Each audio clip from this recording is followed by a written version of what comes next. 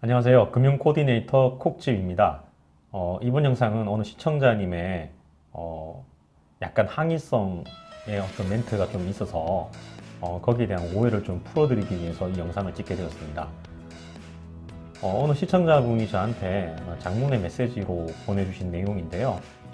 좀 정리를 하면 이런 겁니다. 연금저축보험을 연금저축펀드로 이전하는 거는 잘 알겠고 수익률이 잘 나는 거 알겠는데, 그러면 내가 가입하고 있는 연금저축보험은 다 좀 속된 말로 쓰레기냐? 약간 이런 어떤 항의성 문자가 좀 오셨어요. 그래서 제가 정리를 한번 해야겠다는 생각이 있어서 이 영상을 찍게 되었습니다. 여러분 잘 알고 계시는 것처럼 연금저축보험은요, 기본적으로 원리금이 보장되는 상품입니다. 그리고 현행 나와 있는 상품들은 예전에 나와 있는 것과 달리 연동형 상품입니다. 무슨 얘기냐면 공시이율이라는 것을 기준으로 해서 매달 그 공시이율을 좀 올리고 내리고 하는 것들이 있거든요.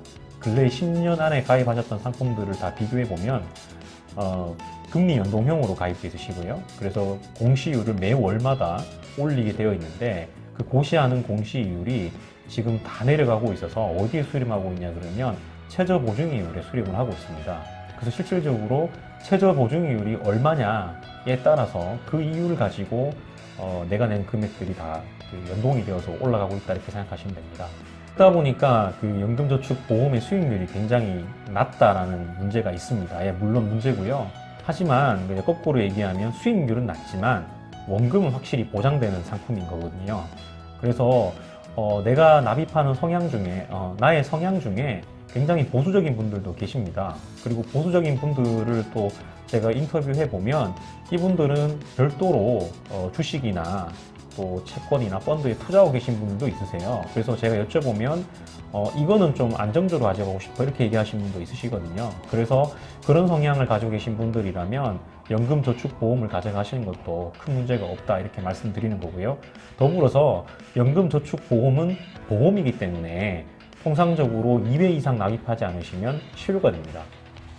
실효가 된다는 얘기는 우리가 연말정산할 때 좀 문제가 발생한다는 얘기겠죠. 그래서 실효를 막기 위해서 어떻게 하냐 그러면 계속 납입을 하게 됩니다. 그럼 이걸 좀 역으로 말씀드리면 어떤 효과가 있냐 그러면 강제적으로 저축하게 되는 효과가 있다라고도 말씀드릴 수 있습니다. 저에게 가장 많이 문의 오시는 분들이 2010년에서 2013년 사이에 연금저축보험을 가입하신 분들이고요. 최저보증이율이 2% 내외 혹은 그보다 조금 낮은 경우에 저한테 문의를 많이 하시거든요. 근데 이분들이 납입하는 평균 금액이 월납보험료 기준으로 한 20만 원쯤 됩니다.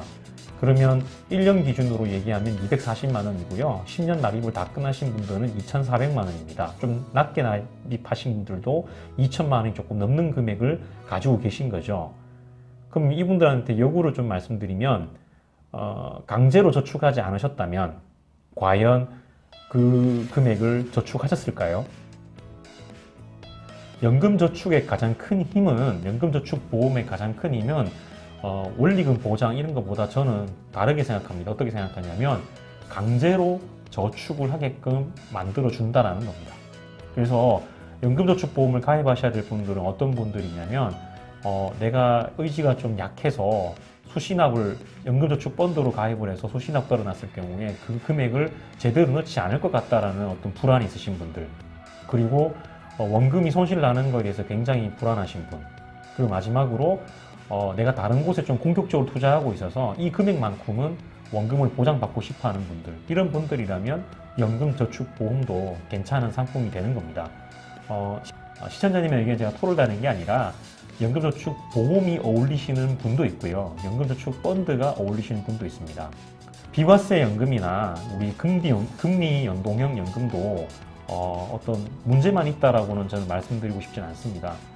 오로지 수익률만 놓고 비교한다면 지금 이제 펀드에 대한 이야기를 드려야 되는 거지만, 비과세를 해당하는지 여부, 그 다음에 그것을 상속시킬지 여부, 그 다음에 이것을 일시납으로 넣을지 말지 여부, 그 다음에 연금을 받을 때 월로 받을지 혹은 연으로 받을지, 그죠? 아니면 내가 받는 게 아니고 내 아들한테 물려줄 건지, 거치를 어떻게 할 건지 등등에 따라서 연금은 선택하고 운용하는 폭들이 굉장히 많이 달라집니다.